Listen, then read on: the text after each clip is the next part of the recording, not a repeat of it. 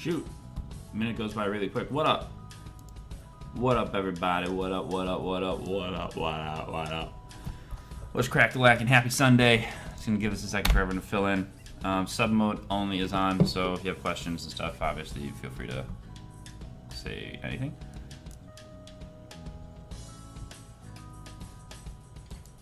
Ooh, we can create rooms now? That's interesting. That's new. Cool. Cool. Well, what's up? Close that down, open this up. Oh, I need to change my title. We're gonna go over Cbetting and free betting. Nah, we'll just go over Cbetting.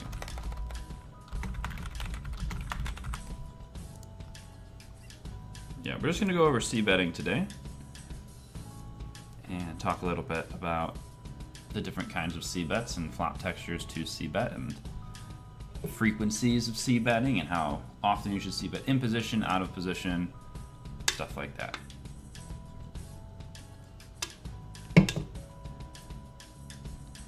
If you have any questions, yes, feel free to let me know. If you have any suggestions on stuff that I should mention or talk about.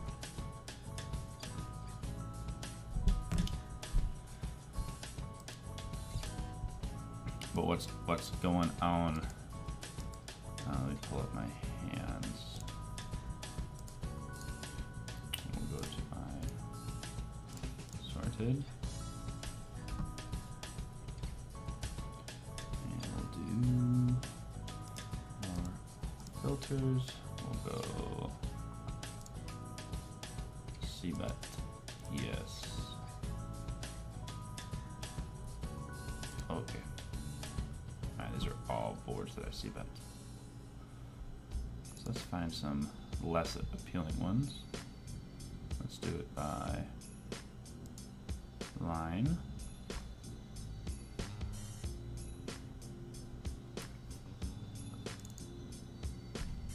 Okay, this would be a good one to do. This would be a really good one to do, actually.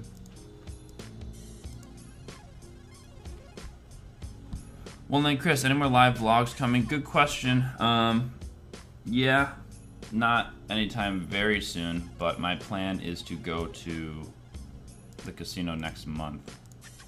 So when this month ends, I'll probably go up March 3rd. That's my plan. March 2nd, March 3rd, go up to the Horseshoe and do some live vlogging. That's the plan, at least. Yeah, I gotta wipe the dust off the camera. It's sitting right, I see it, it's right over there. But yeah. Definitely want to get back on the vlog grind for sure.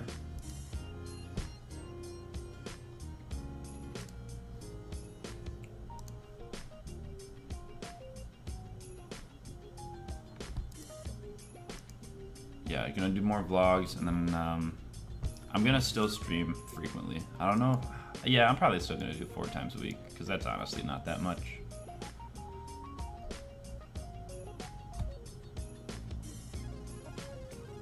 Let's do this one, this one, this one. This one's a good one for sure. This one's a good one for sure. That's a good one. That's definitely a good one. These are all actually pretty good spots to mark because I remember some of these hands where it failed. Replay. Okay. All right. So yeah, I only run this show for like an hour, so let's just get into it. Turn my HUD off. Alright, so first hand here on Cbetting. Let's just talk about Cbetting real quick. So, continuation betting is a big term used commonly. It was, I think, brought around probably more talked about post Black Friday than before Black Friday. The game flow usually goes someone raises, and the person who raises first in has the option to continuation bet, Cbet, or not. If you're not the first person raising in, you don't have the option to continuation bet. So that's the first part. The second part is if you don't continuation bet and you decide to bet the turn, that's something called a delayed continuation bet. So there's 2 forms. You could do it on the flop or you could do it on the turn so long as the flop checks through. If you have someone who bets at a high frequency when you miss your continuation bet, then obviously you're not going to get to the turn C-bet, but a stat you can filter for, so that's something you can change your game up on if you decide not to C-bet even though you would normally C-bet. But yeah, C-betting is really just a thing that people do with initiative, with momentum, whatever you want to call it, as the person raising first in. Other than that, that's like the basic concept of what a c-bet is. The point of a c-bet is to continue repping a very strong hand. When you check, you can still rep a strong hand, but it's less believed, because when you're betting because you have a hand and you see a board that you like or is favorable for your hand. If you don't bet, most people read into it as weakness. Obviously, that's why we have checking ranges and hopefully balanced checking ranges, so we don't always get moved off our hand when we check and don't c-bet. But predominantly, c-betting is because we want to continue to put pressure on our opponent's range, bet our strong value hands when we have it, and the best way to do that is to continuation bet after the flop, or when the flop comes out. So we'll just start with this hand and get a limper and then a button call, or a button raise. King queen off is an easy 3-bet versus a button open, as he's going to be very wide. He'll be a little stronger, sometimes also though a little weaker versus a limp. Fortunately, the limper does not decide to limp raise, otherwise that would be very, very painful for me. And we do get a button call. So flop comes king high, but a monotone board, so not super thrilled. And in spots like this, we did 3-bet, so we have the initiative, we have the ability to c-bet. The question is, do we want to c-bet? So if you think about this board texture, and I'll throw this up just for enlightenment. I'll give myself even just aces here. So let's give myself aces. Actually, no, I'll give my opponent aces, no spade. And this time I'll give myself the king of hearts and the queen of spades instead of the queen of hearts. And so, obviously the EV before aces is just crushing me. But if we take a look at this board, the equities are very, very close to 50-50. I could remove my queen of spades and make it the 2 of spades, and you'll still see that the equities are still pretty close. Oh, that's not right. Well, not 2-2. Clear. King 2. The equities are still very close to 50-50, and that's because when you have a pair and a spade in your hand, it's very, very... The EVs are very close, because a lot of the turn cards will either contain a spade, or you still have 5 outs to catch for your pairs. So 5 outs plus 9 is like 14, which is like 6. This is technically closer to it's like 48%, which is exactly what we have. So 14 times 4 is 52. But anyway, point is, equities run really close on boards like this. So most of the time you're not supposed to be c-betting. The real time you're supposed to be c-betting a board like this is either when you have a bluff and you're just trying to, bet him off of it right now if he doesn't have a spade. Because if I don't have a spade, like right here, we'll take a look at my equity with the, just do king, queen of hearts. You'll see that he's like crushing me, and he has no spade. So that's huge. And let's say he has ace king. Oops, why is it doing that? Let's say he has ace king. He's still crushing me a lot. A lot. So, and that being said, so equities either run very, very close, or you're way behind. This is not one of those way ahead, way behind situations, because equities can run very close on this board, or you're just often dominated. So this is an older hand. This was from,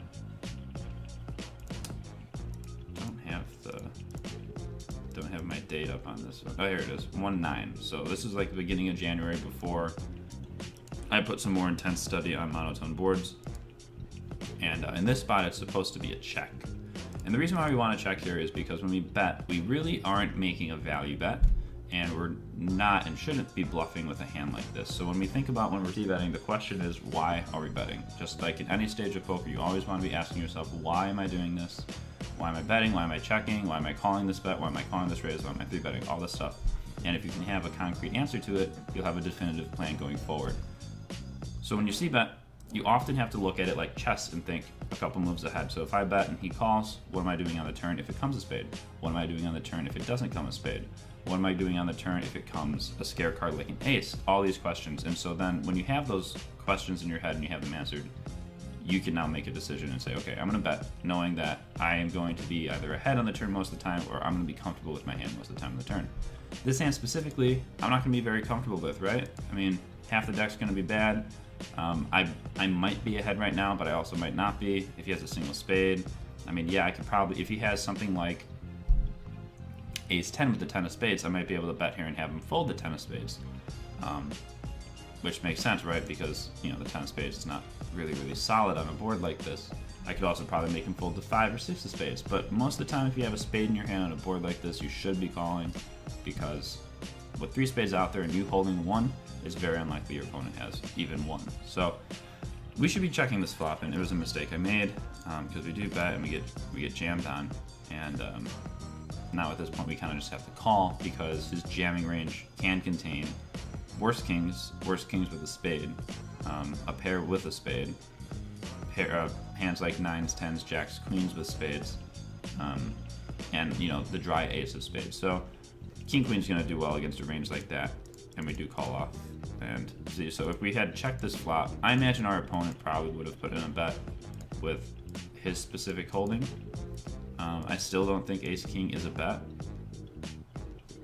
It's hard to say, because when I check this flop, I'm going to be checking with a lot of nut flushes. Obviously this weaker opponent with not a full stack probably doesn't know that, but he'll probably be betting, and I'll probably still have to get it in anyway. Maybe if he bets something like 15 here, I can call, and then when I see this turn I can just fold, because, or at least turn my hand into a bluff if he decides to check back. But yeah, see, so the turn's just going to bring a lot of bad cards. Even if this was the jack of diamonds, now I'm not beating a lot of hands. Like the jack and 10 are really bad, spades are obviously really bad, so just a board we got to be careful when we see that. Yeah, and so we always have to be asking those questions. And so let's move on to the next hand, and we'll ask ourselves those very questions and see how we could have maybe played our hand differently, because I apparently also lost this one. And this was from 126, so most recent of strategy. So we raise, and we see this wonderful flop, very good flop. We have the nut flush draw, so you can't have that. We have the 9, so top pair, top kicker, 2 pair, top kicker. So a very strong hand. He can't have too much here. Definitely some 5s in his range. 5, 6 of diamonds, 5, 6 of clubs, and that's about it. There's only 2 combos there. There's 4, 5 of it, I guess, and then I guess there's 5, 7. So let's say there's like 6 to 8 combos of hands that he can have that contain a 5. But the majority of his range, when we bet, will probably be folding. That being said, though, we do need to put in a small bet, I think, because with a hand like this, it's pretty vulnerable. We're still afraid of a 10, a jack, a queen, and a king from coming off, and that's probably going to make up about 25 to 35% of the deck on the turn, and or river. So I think a small bet here of about $2 makes sense. We're not afraid of a heart coming off. We're only afraid of some overcards, and so putting in like a 1/3 pot size bet seems appropriate. But I don't think we should be checking, because we definitely have a value hand. And again, we're not afraid of being raised. We're really not afraid of well, actually, we should be a little concerned when we get raised, but we're not too afraid of getting called and seeing some more cards. When we do get raised, though, we kind of have to put him on a 5. Reason being is, with the ace of hearts, we block a lot of the stuff he'll want to be raising with. The nut flush is the most common hand to be raising a c-bet with on a board like this, to get folds, to generate folds. The only other combinations of hands that he might have would be 6, 7 hearts, 7, 8 hearts, if he's not 3-betting that pre-flop. I don't, so he'll still have those there too. So we do bet, and we do get raised. It's a small raise, and so when we get raised, we have to think about what are we going to be doing. We continuation bet. I continuation bet something like, I think it's probably pretty high. It's probably like 80, 85% total, which is too high. I do it as an exploit because I think the population is overfolding too much, especially at a bet sizes like this. But yeah, so let's just start there, I guess, is the standard c-betting for out of position should be somewhere around 50%, half the time, 50, 60% maybe. Reason being is when you're out of position, you're going to be doing a lot more check calling, and so you want to reduce the frequency at which you c-bet, because it's like this. When I bet, if my opponent has a hand, such as a flush draw, jacks, 10s, I don't know, 9, 10 of spades, a 5, he's going to be putting in a bet or raising me anyway. And so when we check, we can help to kind of pot control, and we also don't get blown off our hand very easily. So like if I check here, who knows if he's going to bet or check. If he has a hand, he's probably going to bet. Like he raised me, so he's probably going to bet this flop anyway. So a c-bet in this exact example doesn't really accomplish much. We're just having to put more money in anyway. Fortunately, he makes it small, so that's good. So now when we get raised, we have to ask ourselves, okay, what are we doing on the turn? If it comes a heart, what are we doing on the turn? If it comes, a king, a jack, stuff like that. And in my head, a lot of the time, this is just going to be a hard hand to continue with. If it comes to heart, we have to obviously call and hope for another heart or 9. But other than that, there's really not going to be too many good cards for us. Fortunately, he's laying us a good price, $4 to win 14, so close to 4 to 1. So about 20%. And yeah, I think that's definitely worth a call. In this position, I guess I decided to raise, not thinking clearly enough with the concept that we block a lot of hands. I think the reason I raise is because I've seen players make this raise size with hands like a weak 9, and they usually stack off, like king 9 might do that. So I do end up raising, and then I get re-raised, and this is where I should just fold, because most people don't do this at this stake with a suited connector like 7, 8, 6 of hearts, stuff like that. So this is just a fold, and I stack off and get 5, 6 off, which is really tilting, but it is what it is. But let's just take a look at the turn. Let's say I do just call and this turn rolls off. You can have a donk leading range here. I think ace-9 would probably be one of the better candidates to be donk leading, aside from a hand like queen-jack with the queen of hearts or king-jack with the king of hearts. But yeah, this is probably one of the better ones that we could lead, forcing this 5 to just call. Obviously on this river, he's most likely never folding because we don't have too many 10s that we're donk leading with. But yeah, overall, I don't like my post-flop play. But I think pre-flop is standard. Definitely a hand we want to c-bet, right? There's tons of other hands that we can have that we're bluffing with. And so this is definitely a hand that we want to bet for value. So yeah. Let's go into this next hand. I just have 9 hands, and so we'll just go over these 9, and if you guys have questions, let me know. If you have questions now, feel free to let me know. So this time we got the pocket queens, nice good old limp pot. We're not gonna allow that to fly, so we do raise and get just one caller from under the gun. Under the gun limping range is predominantly hands like 2s through 7s. Maybe a hand like king jack off, king 10 off, queen 10 off, stuff like that. Queen 10 off obviously not very likely, but a lot of the under the gun limping range is not that strong. So we do see 3 jack 7, good board for us, and a very disconnected board as well. Rainbow, so he's gonna have a hard time continuing with a lot of hands. 2s, 4s, 5s, and 6s probably still make the call at this stake, not understanding that when I raise out of the big blind here, I could definitely have ace king, ace queen, ace jack suited, but with the jack out there, it's definitely going to hit a lot of my range, and he's just going to have to be careful calling down. That being said, though, definitely a c-bet. Sizing, I'm not particularly happy with. I understand, I think why is because we're a little deeper, and I think he's a weak player, but when we're betting, we have to think about our opponent's range and not so much just our hand. And so if he has 2s, 4s, 5s, and 6s, if we think he's going to call this bet, that's a really good bet. If we think he's going to call with a 7, that's a good bet. But most of the time, I think he'll probably fold to a sizing like this. But he is a little deeper, so I could get behind it. Probably a better sizing, something like $5 or $6. Keep it small. We just need to put in a bet to block a king and an ace from coming off really on a board like this because it's so dry. As for continuation play, we're not too concerned about too many turns again, except for a king or an ace. Obviously, another jack would be very, very sad. And a 7 would also be pretty sad. Other than that, we're probably fine. So speak of the devil, there comes another jack. And at this point, we do have to slow down. We do block queen jack, but you can still have some king jack, maybe some ace jack, some jack 10 for sure. And so we do have to slow down, and we do slow down. And then we face a jam.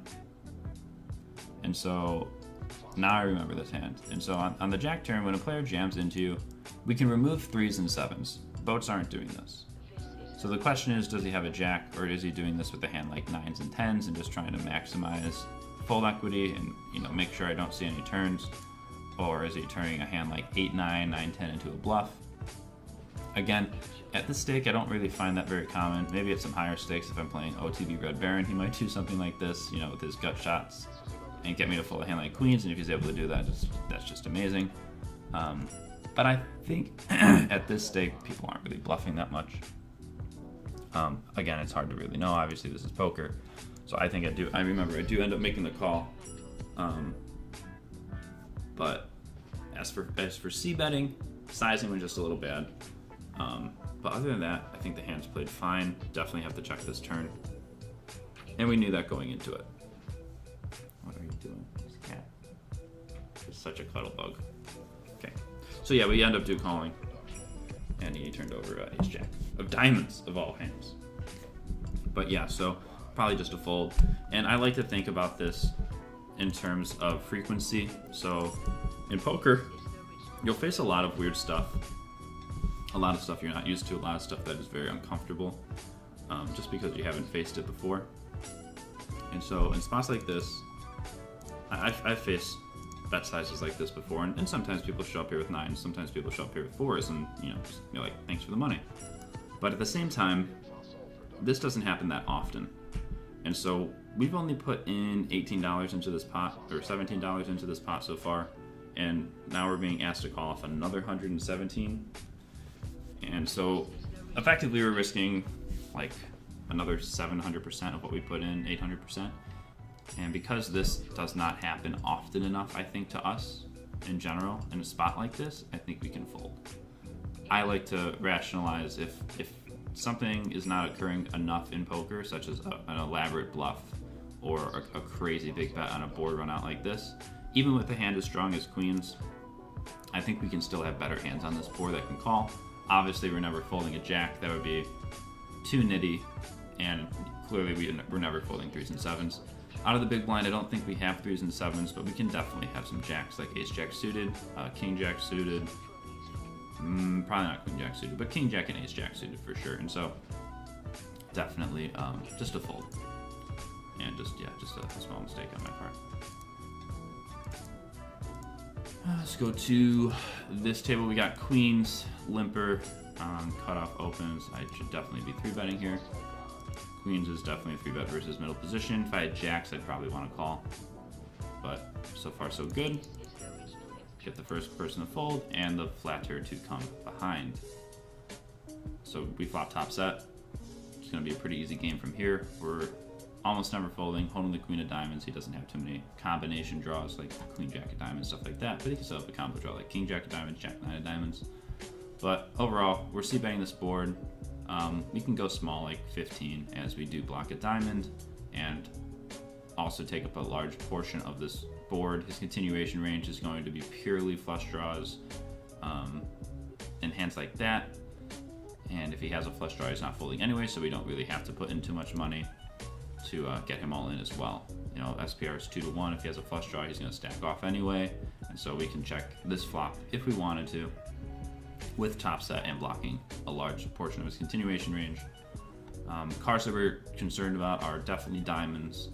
I think a 9 would be a little concerning, but other than that, not too many cards. Like the king is not really a bad card. That's going to give him more pairs and 2 pairs than straights. And so as played, I think a check is fine, but a bet is not wrong either. So we do bet small. I think it's okay. I think definitely okay. Checking can't be wrong either, because when we check, we give him the initiative, right? We don't c-bet this board. We're in position, but he is now first to act down the turn. And commonly you'll find that if we check back this flop, you will see a bet from the player out of position on the turn, because when we check this flop, we're really saying we have a hand like ace jack, ace king, jacks, and that's about it. Maybe like ace 10. But other than that, we don't have too many very, very strong hands on this board. But we bet and we do get called, turning a boat, so now we can't lose. Check, I bet small again, which I don't know why I did. I think I should be checking this turn. Because when we bet small on the flop, we can conceivably have a hand like jacks, conceivably have a hand like ace king. And so I think betting this turn kind of just leads us to being nutted. That being said, though, it's not a huge mistake because we're betting so small. If he's going to fold a hand like ace jack of diamonds here, that's huge, especially if we're semi-bluffing with a hand like ace king or ace jack. As played, again, I think I should be checking at some point, but definitely want to see bet at some frequency, not all the time. Probably close to, I'd say close to 50-50. You could probably mix it up, but how big the pot is compared to his stack size. If this was a single raise pot, you definitely want to be betting, just because you have a huge hand and you want to be building that pot. You're up. What up, Pat? Fortnite after this? All right, see you there, man. So yeah, I think that makes sense. And let's go to this hand with ace jack. Open up under the gun, and we face a big blind call. Big blind call is going to be very, very loose. Most likely at this stake, however, standard big blind calling range versus under the gun is going to be relatively tight, somewhere around 15 to 18% of hands played. So we see a good flop. Ace jack is a strong hand on this board, but we're still beat some portion of the time. King 9 beats us, ace 9 beats us. Obviously, you shouldn't have too many ace kings. And then we're up a lot against a lot of flush draws. So, like all the 7-8 of diamonds, queen jack of diamonds will be there. King X of diamonds as well. So, a board we definitely want to bet, start getting some value for our hand. We decided to bet large. I think betting large is definitely okay. A small bet would work as well. I'd probably prefer a larger bet on this board just because we have ace jack, and so when we get raised, we can fold pretty easily, and when we get called, we're definitely putting value into this with this hand. We're getting almost always called by worse. So again, what are we thinking about? What are we concerned about on the turn after we see that? If he does call, diamonds are bad. A queen is bad. A 10 is pretty bad. So queen 10 diamonds. That's again about 40% of the deck, 30-40% of the deck. And so a larger bet makes sense in this case because we do want to fold out as much as we can, especially hands like queen jack and queen 10. If you bet like $2 here, queen 10 and queen jack could probably rationalize a call. Jack 10 as well. $4, they could still call, but at this price, we're going to be making it a very high or very minus EV call for them. That being said, what are we doing if we get raised here? If we get raised here, I think that we should call once. Ace jack's definitely a little too strong to fold. Plus, ace king's not really in his range, so he's going to have a lot more flush draws than anything. He can definitely have some ace 9, but again, ace 9 we've got 3 jacks and 2 kings out against, and that's 5 times 4, which is 20%. And so if he raises to 12 or 6, well, if he raises to 16, we're probably not getting priced in, but 12, that's $8 more to win 22, which is about 3 to 1, which is about 25%, and so it's pretty close. He does just call, and we see the 10 on the turn. 10 of clubs is good. It's better than seeing the queen of clubs as we, well, actually, I'd say actually this is worse. 10 of clubs is worse because ace 10 is there, and now we lose to that. We got a raid. Whoa. Klein Princess, thanks for the host, bro. Welcome, everybody. No, Fortnite, I'm in rough shape today. Lol. Well, thanks for the host, dude. For everyone that's just joining us, just going over c-betting and c-betting spots and what to think about when you're c-betting, post-flop, pre-flop, change of board texture, stuff like that. Also, yeah, if you're not a sub, which I imagine most of you aren't, you can't talk. But if you have questions, feel free to whisper me or something like that. That works too. So the 10 of clubs is not the best. It's okay. Having the ace of clubs lets us know he doesn't have too many backdoor turn flushes. For example, if we have the ace of spades and jack of hearts combo, we're now a little more concerned about some hands that will call us, because when we put in a bet on this turn with the ace of spades and the jack of hearts, he has a much wider calling range. With the 10 of clubs coming off and us holding the ace of clubs, we block a lot of the combination draws or the calls he's absolutely making 100% of the times with hands like ace 2 of clubs or any ace x of clubs. So on this turn, we're going to get checked to a lot. We're also going to get check raised a lot. We have a jack, which does block some combinations of queen jack. Other than that, though, it's kind of a scary board. That being said, I think it's important we do put a bet in. Reason being is, again, a predominant portion of the big blind range that is check calling are going to be hands that are flush draws. A lot of the two pairs that were made on the flop, like ace 9 and king 9, will most likely be putting in a raise. So we can kind of discount those hands. On the turn, he can definitely have some raises like ace 10, but I don't think he'll raise us with a hand like king 10. Reason being is if he's not raising king 9 on the flop, or sorry, yeah, if he's not raising a hand like king 9 on the flop, he'll probably not raise a hand like king 10. Obviously, we don't know if he has king 9. And if he has king 10, he definitely doesn't have king 9, so we can't raise it. But it's just unlikely for someone to raise king 10 on this turn, as if he gets jammed on, he effectively has a bluff catcher. Any panic, where are these instructional videos uploaded? Twitch, Discord. These instructional videos, the ones I'm doing every Sunday, are on Twitch. They're in the daily VODs. The private ones that I create for you guys once a month are in Discord.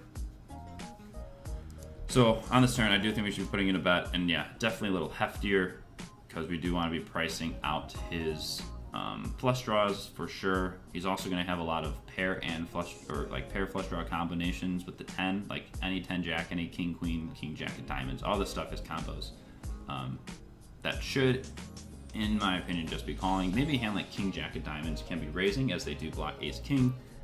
They have the nut flush draw and they have a gut shot. So that's a hand that's really nice. You could push off a hand like ace jack, ace queen, and stuff that is beating you, but only slightly. So we do bet and we do get raised. And so this is one of those hands where it's going to be very hard to defend. And I knew this going into the turn. When we bet the turn, we're really looking for just a call. This hand is not strong enough to hold up to a raise, because reason being is when we get raised on this turn, it's not just we have to call 22 more to hope to show down. We're going to probably face a river bet. And at this sizing, he's definitely setting up a river shove. And so we have to be very, very concerned about that. The real only good cards we're looking for on the river would be a non-diamond queen, so that's 3. Maybe another king, like the king of hearts. It would counterfeit most of his 2 pairs. We also have the jack, which blocks queen jack, so that's good too. Ace jack is not a hand we want to be jamming as a bluff. I think we have a bunch of other weaker jacks that we can, turn into a bluff on this turn if we want to push him off a hand, maybe like king 10 or ace 10 if he decides to raise it. But again, most people at this stake that are raising this turn are not folding, especially even as a semi-bluff. And so I think that the best avenue on this turn is just to fold, as we're not going to have a really fun time on the river, especially with the ace of clubs. We block a lot of the stuff that he'll want to be check raising with on the turn. But yeah, if you think about his check raising range, it's predominantly 2-pair and straights. And the big blind calling range will have more 2-pair than anything. So we can call here and probably stack off on like a king. But other than that, a jack's not good either, because if he happens to semi-bluff with a hand like I said, queen 10 of diamonds, king queen of diamonds, stuff like that, queen jack of diamonds, king jack of diamonds, it's not fun. So yeah, just a fold.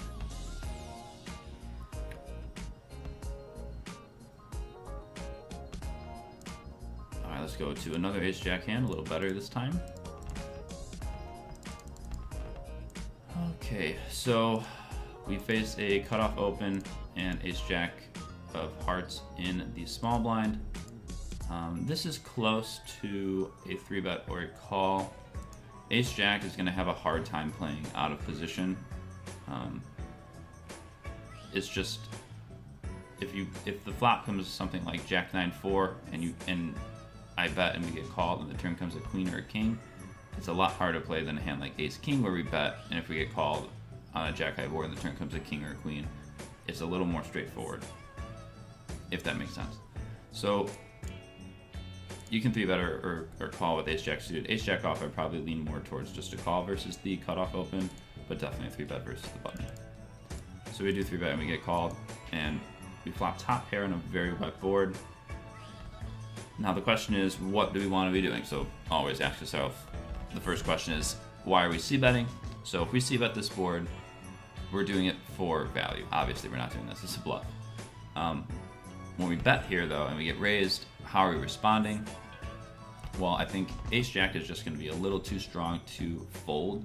There's a lot of draws out here. Obviously, he can have some 2 pairs and some sets, but the cutoff open, it will have some, you know, 8-9 suited, some 7-9 suited, some jack-10 suited. But with the ace-jack, we block the biggest or one of the 2 combos you can have, the jack-10 of hearts. So the only combination left is jack-10 of clubs, so that's only one combination. He can definitely have 8s and 10s, so there's another 6 combinations there, so that's 7 combos of value total. And he can have some 7-9, but I'll give him half those combos, so 9 combos of total value. Other than that, a lot of people don't have like they can have 8-10 suited if they have 7-9, but again, I'm not going to really put a lot of people on opening and calling hands like 8-10, 7-9 suited, although it is something that I do. I don't think other players do it at this stake.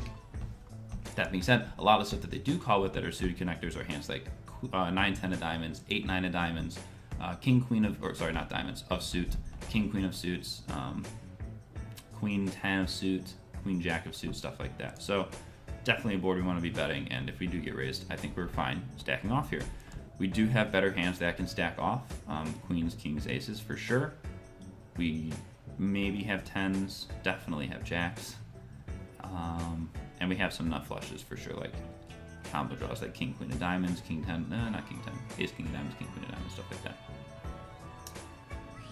Hi, Doughboy, what's going on, bro? So definitely want to put in a bet, and it's a 3-bet pot. It's a wet board. This is not a spot we want to be down betting. Down bet is really where, so I say this literally all the time. I know you guys make fun of me for it, but I say down bet. I'm going to down bet this board, down bet this board. This is not a board you want to down bet. Doughboy, you've asked this question before. What are some good boards to down bet? Not wet boards, only boards where you have a very significant range advantage. On a board like Jack 10-8, honestly, the person who has a range advantage here is the cutoff. He's going to have more of the middling cards than I will. I'm going to have a lot of over pairs, over cards that missed. And yeah, he's just going to have this board crushed more than me. So when we see this board with ace-jack, this falls into one of our strongest flops we can get with this specific hand, aside from flopping a straight or a flush draw. So we definitely have to go with it. So we do bet 20, and we get called. What are we afraid of? Pretty much half the deck on the turn. That is why we're betting this flop, to try and get him to fold or put money in bad.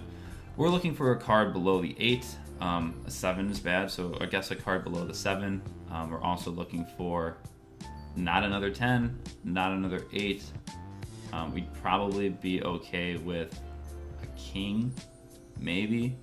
But again, not a lot of cards that we're really happy about. I think betting 20 here is good. Now that I think about it, I don't think overbetting is terrible. Something like $40, because if we're going with this hand anyway, it's not, it's not bad. But the problem is when we do put $40 in, we do narrow his range down to specifically hands that crush us if he does call most of the time, like 10s, 8s, combo draws that are just now going to stack off. And our equity against a combo draw here is not that great. I imagine you guys know that against a hand like king, queen of diamonds, or anything that has maybe a pair and an over, or anything that has a flush draw and an over, aside from the ace-x of diamonds, we're not doing very, very well against. So I think betting is probably the best route. We do bet and get call and see the 10 on the turn. The 10 is a pretty bad card if you think about it. If he has any combo draw, a 10 of diamonds is going to be likely a big portion of it. And so when the 10 of diamonds doesn't come off, it makes me think he has a lot more 10s of diamonds than anyone. And the person who has the most 10s here is definitely the cutoff. So we do want to be a little more cautious.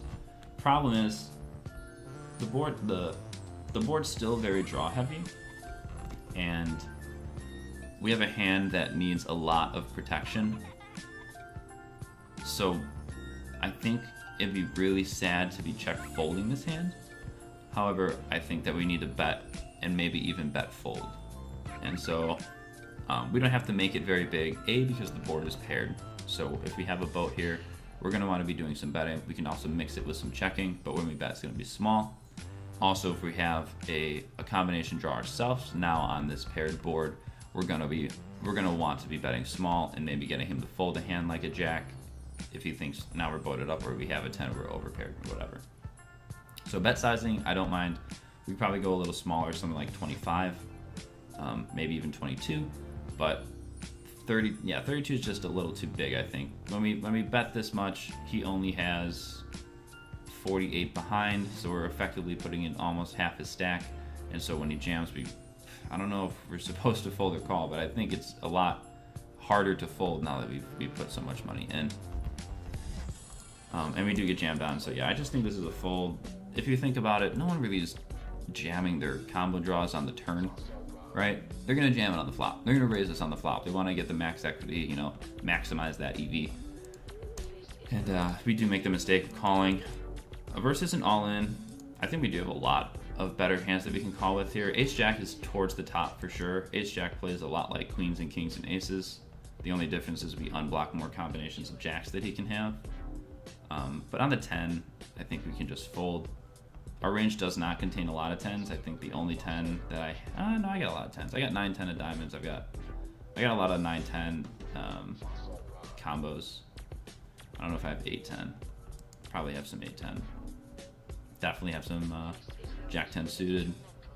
So yeah, I've got some 10s here, but I think he has more 10s. Oh yeah, we do end up calling it. Yeah, he did have ace 10. So not the best call pre. Flop, we're just printing on this guy because he only has 2 outs. But yeah, just definitely a fold on this turn. What do you do with Jack 9 in a raised pot opposition on a flop of King 10-7? Should you lead out or check to the raiser? Jack 9, I'd check raise actually and turn to queen. Yeah, definitely check raise.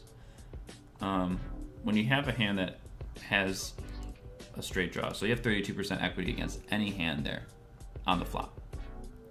So definitely a hand you want to be check raising when you flop a double gutter or open ender.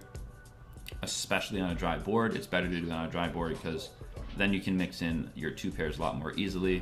Also bottom set if you want to do that as well. But yeah, definitely raise. And then when you hit your card, keep betting, baby. Why would you stop? Why would you slow down? You turn the nuts, keep going, or second nuts, keep going. Yeah, definitely just keep betting when you make your hand. But I hope that all makes sense. Let's go into the next hand for continuation betting. I'm gonna take a quick sip.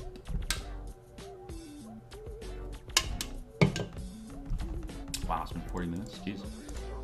All right, so button open, standard. Well, for me, it's standard. If you guys aren't 3-betting your suited connectors, small blind versus button, I highly suggest you start.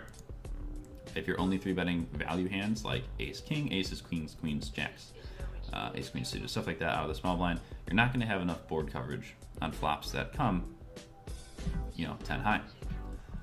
Cat, sub mode, thanks, dude. Thanks for the cheer, you're so funny. Sub mode on, baby, sub mode on. So we do, we 3-bet and we do get called. Obviously in this case, we'd rather just be value betting or 3-betting value hands. But again, because we have those hands, we can rep this board very well. So this is a board where we do have a range advantage. We have all the aces and we have all the kings. This opponent doesn't, right? Aces and kings 4-bet us, so we have them. We also have more ace king than him. He can definitely have some ace king in his range. I don't find that a lot of people just flat ace king on the button, although they can. I also don't find that a lot of people just flat aces, although they can on the button. And it would be higher EV. So with a range advantage, we do want to be putting in a down bet. I don't know why I sized up. I think the reason was, yeah, this is an old hand, yeah? 119, yeah. So this is definitely down bet. This is a spot where we want to be betting like $10, $9, $8, something small, because we have this board crushed if we have aces, ace, king, kings. Everything else is pretty much checking. 9-8 of diamonds is a good hand to be down betting because with the ace of diamonds out there, we can turn some flush draws. Other than that, though, our hand's kind of shite. We can't turn any straight draws. Our pairs are probably dead when we get called. So yeah, just not fun. So we bet 19, which is way too big. And again, this is why you should do hand history reviews. El Mani Loco 69, thanks for the follow, bro. Enjoy that Phil Hellmuth all-in rage. And so we do bet 19, we get called. Turn is an ace. So yeah, when we bet this price, we have to think, okay, what are we barreling off on? Diamonds for sure. We'll probably just jam a diamond on the turn, but the SPR going to be about 1. And what are we going to do if a heart comes off? Shut down, for sure, right? We can't do anything if the heart comes off. We really can't do a lot with a lot of turns, and so that's why I even like a smaller bet too, just knowing that we can put in a small bet. If he folds, we're crushing it. If we turn a diamond, great. Now we've got good barrel opportunity, and plus we get to see the turn for a cheaper price. We do put in 19, and now the ace on the turn is definitely going to just be a check and give up. Reason being, although when the ace comes off he has a lot less aces, with it not being the ace of hearts, he's going to have a lot more ace X in his range. Granted, we have more in our range because we 3-bet, but in this scenario I think it's best to probably shut down, although I think betting is okay as well if we just want to, barrel off. But again, we have a lot of other hands we can barrel off with. 8-9 is probably a better one because we don't block hands like Queen Jack or Jack 10 that might be calling the flop for a gut shot. But I'd probably like to have like a single heart in my hand to block some flush draws. Maybe a queen or a jack just to block some of the stronger aces and kings that he can have. But 8-9, not the best hand to be doing it with. Obviously, if I knew he had 9s, I could just rip it in on the turn. He can't do anything about it. But yeah, 9s probably is a fold versus this sizing. If you think about pocket 9s on this board, you're not beating much. You're literally beating a pure bluff. And so I know why he called is because he has the 9 of hearts. And so if a heart comes off on the turn, my range will have to slow down a lot. As a lot of my stuff on ace, king, X of hearts is not going to be too many ace, X of hearts. More going to be like aces and kings, or ace, king, 2 pairs and sets. And so when the heart comes off, I'm going to have a hard time with it. Obviously, I'm still betting and calling off the sets. So again, I don't really like 9s calling on this board, but I can get behind it. If I had bet smaller, if I bet 10 here, he would call. That would put about 50 in the pot with 83 behind. And if I wanted to bluff this turn, I could bet half pot and bet like 40 and then fold to a jam, of course, but he would have to fold to the turn C bet. But when the SPR is this low, kind of makes it harder for me to bet, because if I have aces or ace king, I'm either checking or jamming. I don't think I'm doing a lot of betting. Obviously ace queen I'd be betting, probably something around, probably just be jamming. Probably just be jamming. Just deny equity, I can definitely get called by worse. So yeah, just not the best. Learn that check raise thing from John, a good book. Yeah, check raise, baby. You gotta have some check raises in your strategy. So yeah, I don't think I played it the best, but as played, if I knew his hand, I should definitely be betting the turn. I think I should be just sizing down the flop too. But as played, not too bad. We lost about $33. Yeah, 33 bucks on this hand. And I think 9-8 diamonds deserves at least 33 bucks to be played with. Let's go to the next hand. Just 2 more. Alright, we got ace 4 hearts. Raise it up, get called. Flop an ace, but we flop a weak ace versus 2 people. So first off, we have to ask ourselves, are we c-betting? And if so, why? On boards like this, against 2 people, I don't think we should c-bet. Reason being, the button calling range is going to have some stronger aces, such as ace-jack, ace-queen. Actually, not ace-queen. Ace-jack, maybe some suited aces that he's just not 3-betting for some reason. But he'll have ace-jack in there for sure, that's just flatting. And yeah, I think that's one case. The other case is we have a person in the big blind calling range will have some aces as well. And definitely some stronger aces than ace 4. He'll have, and if he has ace 3, he has us beat, but he'll definitely have a stronger ace than ace 4 if he has an ace. And if he doesn't, we're way ahead. So that's the other thing. We don't need to c-bet a board like this because we're either way ahead with top pair or we're way behind. So if someone has a hand like ace 9, ace 3, we're pretty far behind. If they have a set, we're way behind. And if a single person has a flush draw here, something like maybe king jack of clubs or jack 10 of clubs, 7, 9 of clubs, stuff like that, we're just gonna have a hard time with this hand facing a check raise. And more often than not, when you have a multi-way pot, you're gonna get the person with the flush draw is most likely gonna put in a raise. So I think it's best to check this hand. We do decide to bet, which I think is a mistake, because if we bet and get called in 2 spots, we're gonna have a hard time. White will Whitwell, Jesus, thanks for the sub, dude. Thank you. Welcome to the GrossPoker Academy. You know, I got access to all the VODs, and if you join the Discord and connect your Twitch through it, you'll have a free training video in there. It's like 2 hours long, I think. I think it's 2 hours long. Nike says, any chance that this will be put up on the sub Discord? You know, I can make that happen. I can make it happen. Let me write that down.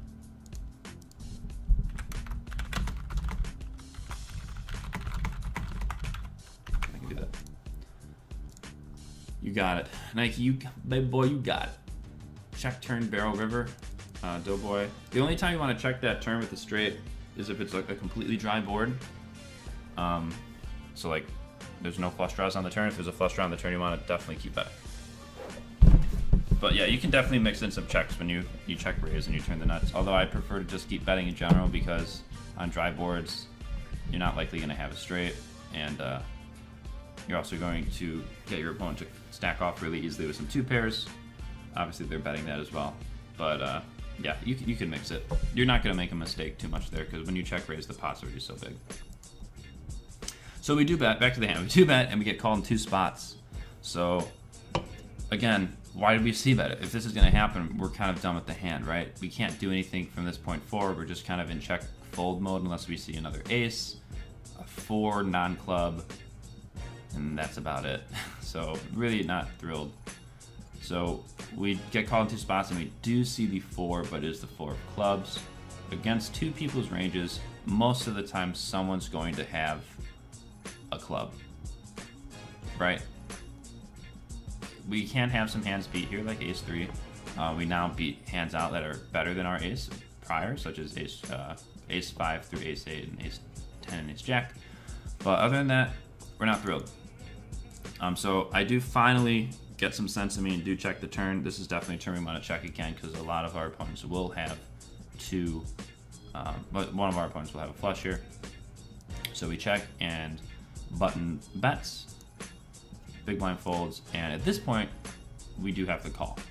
This player can have a flush, but as he is in position, he will do a lot of stabbing, especially for this sizing versus 2, because when both players check to him on the flush card, it's less likely I have a flush, which is very true. I don't have too many flushes when I check this turn. And when he checks, he can get a cheap bluff in because if he bets half pot and this guy folds, he's almost always just going to take the pot down. But a hand like ace 4 definitely needs to be called. He can still have some worse hands here, like ace jack with the jack of clubs, ace 10 with the 10 of clubs, ace 5 with the 5 of clubs, stuff like that, that he's just betting and trying to get some value, but also some protection. So we do call him, we see the 6. And at this point, we're hoping for it to go check, check. There's not a lot of rivers that we like. This is a good one, but we also don't like a lot of rivers that he's betting because when he bets the river, we're usually beat. There's not too many hands here that he'll want to bet for 3 streets, or I guess he didn't bet 3 streets, but there were 3 streets of bets put in, and a hand like ace jack is not going to want to put in 3 streets here.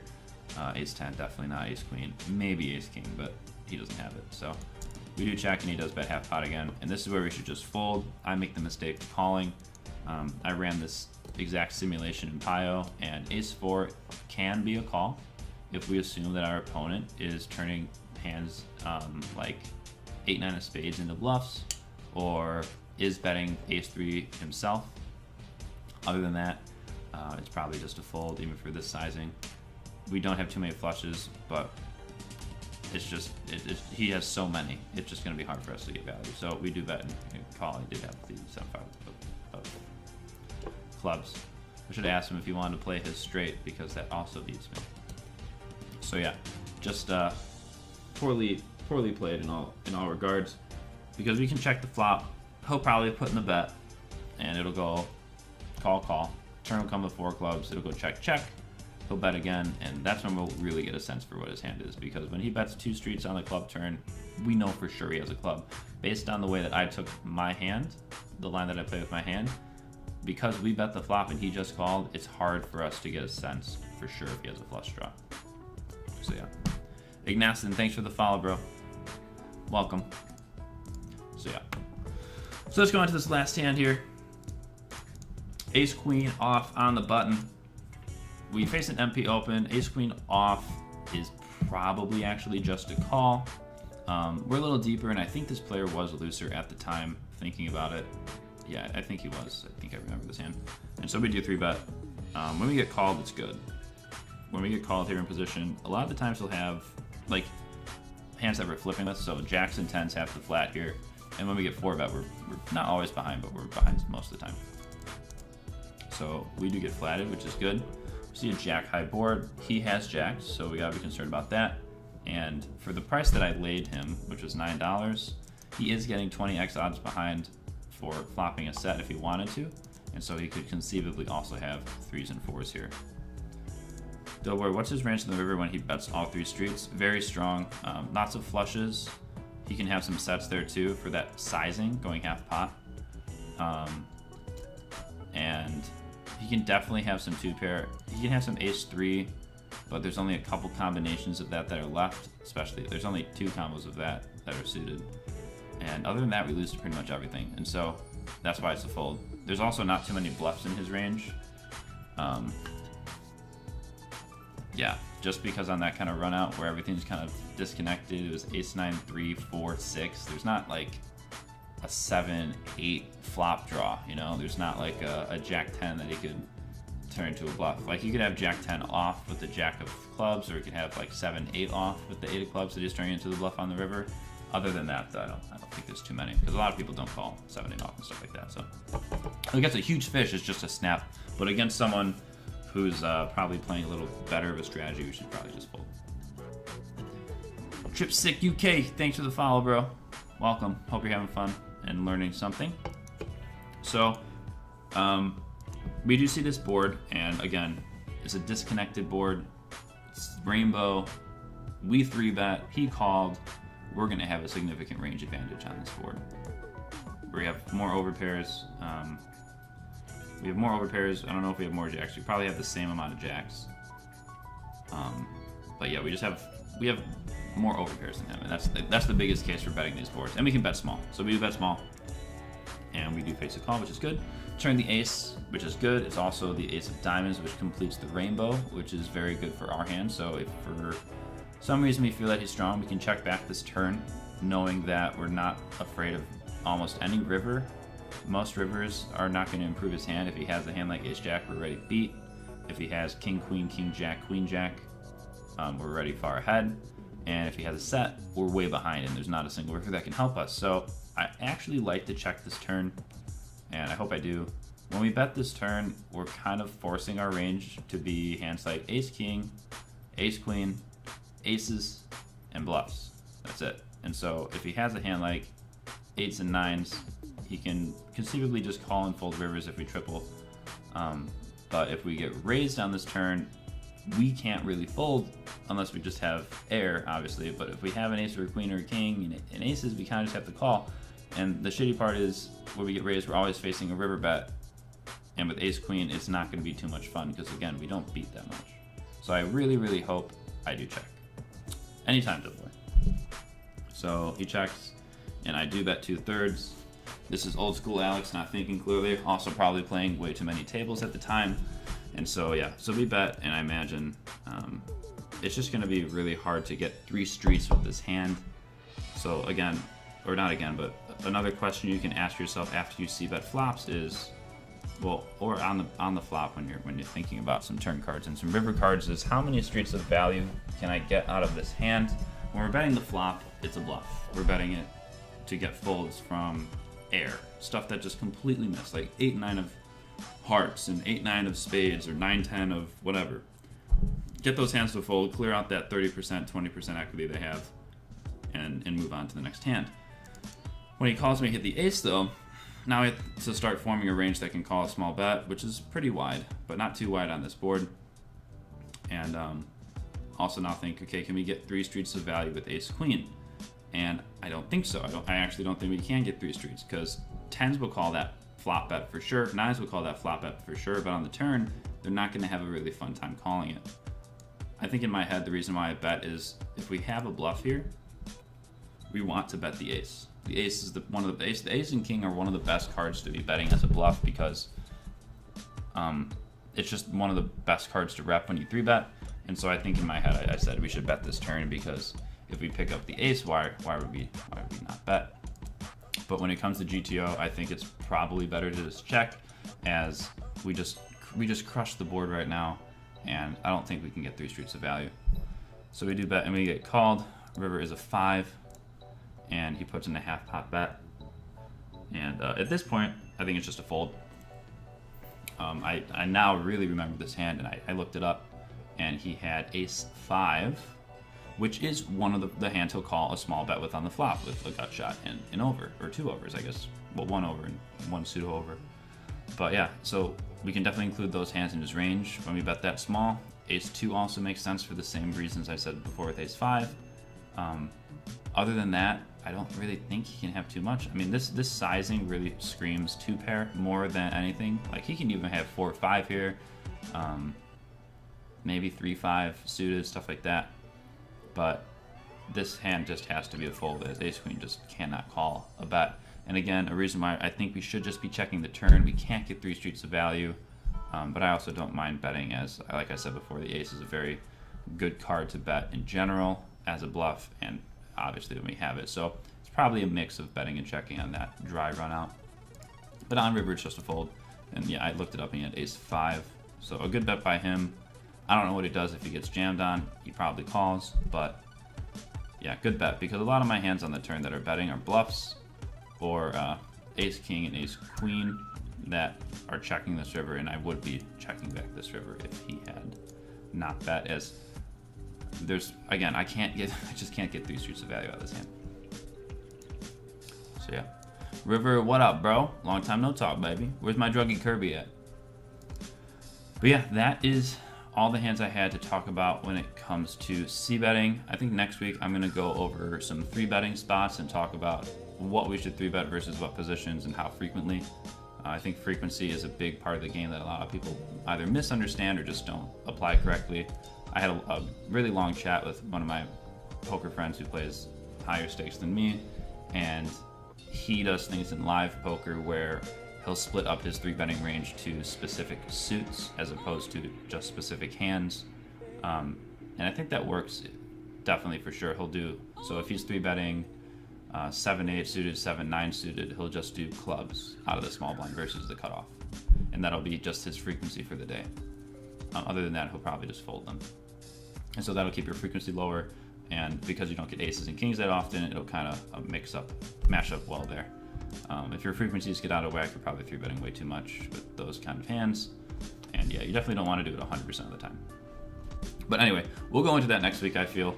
But I'll wait around. If you guys have any more questions, let me know. Again, thanks for the host, Klein. That's awesome of you. Really appreciate that. And yeah, if you guys have any questions, let me know.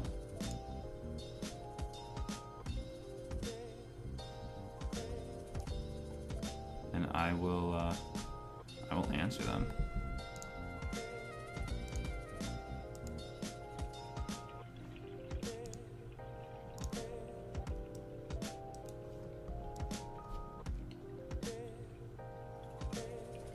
And yeah, I don't think I'm gonna stream today. I think I am just gonna take another day off. It's been a really, really rocky past 2 weeks for my poker grind. I've been very break even. I can just show you guys stuff that I'm looking at as I wait for questions, but this is what my graph looks like right now. And as you can tell, I'm pretty break even over the past, what is this? This is hand 46,000. And so now we're at hand 54,000. What's the math on that? 46 to 50, so like 8,000 hands. I think the longest break-even stretch I looked up is something like 15,000 hands, and that's, I think, a standard deviation out of the norm. So we're getting there. But you also take a look at my history. I've had a lot of break-even stretches. So like we ran good, break-even for about 3,000 hands, we ran a little good, break-even for about 6,000, 5,000 hands, won a little bit, break-even for another 5,000 to 6,000, break even, and then start running good. Now we're breaking even for about 10,000, and that's fine. So long as we don't go into a massive downswing. This is definitely a little downswing right here as we break this big jump. So this was our upswing, still going up, but then when we drop past down that last upswing bit is when we start to face our downswing. Fortunately, we didn't actually dip too far below it. We started grinding it back up. But yeah, so I'm trying to just take a break and reset mentally. Dover, what's your favorite food? Sushi, baby. All about that fish, that raw fish. Love sushi. And Chipotle burritos, but that's like a staple meal at this point. So yeah, looking at that, and then I was also looking at this graph of Zoom that we're no longer playing, thank God, but this has just been just craziness. Just super, super high variance, up and down, up and down. And it's not volume based, I don't think. I think it's just the game. And also running under EV, which sucks. But yeah, definitely facing a downswing at this point. And yeah, just stop playing. Look at that split. That's like a $500 split. Anyway, hey fools. Hey man, what's going on?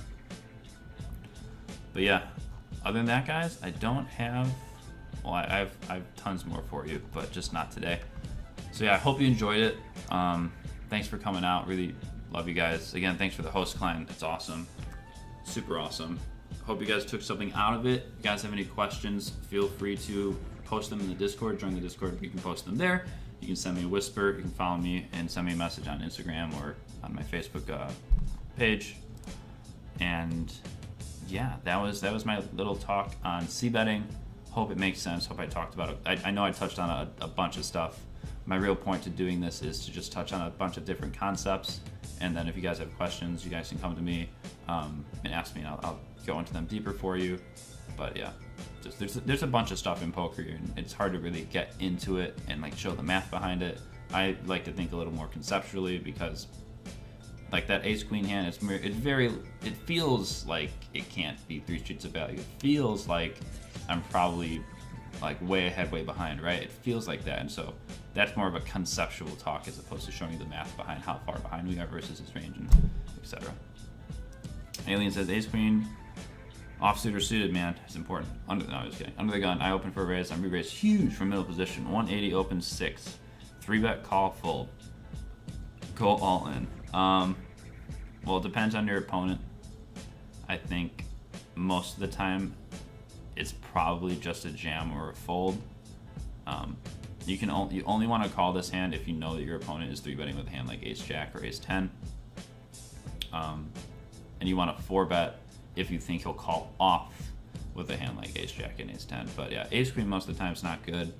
And I also don't like to use ace queen as a 4-bet bluff, although I know a lot of books will tell you that ace queen's a good hand to 4-bet bluff. I think it's just way too strong. You're throwing away a ton of equity against a hand like ace jack, ace 10 if they're 3-betting you, and you can use other hands like ace 5, ace 4, ace 3, ace 2 suited as your 4-bet bluff. So I think it's just a fold,